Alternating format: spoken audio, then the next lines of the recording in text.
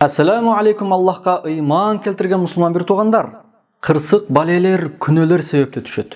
Бул дүйнө сыноо дүйнө болгондуктан Аллах Таала пенделерин өзү каалагандай кээде жакшылык менен, кээде жамандык менен сынайт. Аллах Таала Куранда айткан: "Куллу нафсин заиqatul maut ва наблукум биш-шарри вал хайри фитнатан ва илайна туржаун." Ар бир жан өлүм даамын татуучу. Биз силерди сыноо үчүн жакшылык жана жамандыктарды жиберебиз. Акыйкатта силер бизге кайтарыласыңар. Анбия сүрөсү 35-аят. Кимде ким Аллахтын жазган тагдырына ыраазы болсо, анда ал пендеден Аллах Таала ыраазы болот. Ал эми кимде ким Аллахтын тагдырына нааразы болсо, анда ага Аллахтын азабы келет. Ошондуктан башыбызга келген балеге сабыр кылабыз.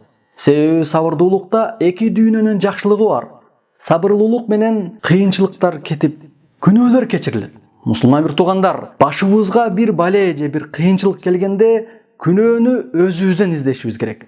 Себеби азыркы учурда канчалаган бузукулуктардын жана жамандыктардын түрлөрү абдан көбөйүп кетти. Өкүнүчтүүсү, биз да ал күнөөлөрдү көрүп жана билип туруп, адамдарды күнөөлөрдөн кайтарбай калдык. Мына ушул күнөөлөр себептүү Аллах бизге ар кандай балелерди жөнөтөт. Пенделерим кылган күнөөлөрүнө тобо кылышып, мага жалбарышсын деп Аллах Таала эскертет.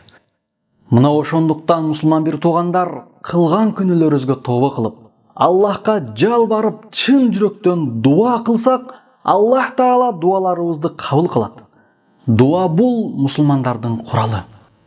Жараткан Зат элибизге жана жерибизге тынчтык жана береке берсин. Сыркоолуп, ооруп жаткан бир туугандарыбызга Аллах Таала шифа берсин. Алар тез аранын ичинде сакайып, бутка туруп, көздөгөн жакшы ой максаттарына аракеттенип калууну тилейбиз. Мойнубуздагы пенделик жоопкерчиликти билип, унутпастан такыбалуу, сабырдуу, ыйман келтирген мусулман пенде болууну баарыбызга Аллах Таала насип кылсын. Амин. Aqulu qawli hadha wa astaghfirullah li wa lakum. Assalamu alaykum wa rahmatullahi wa barakatuh.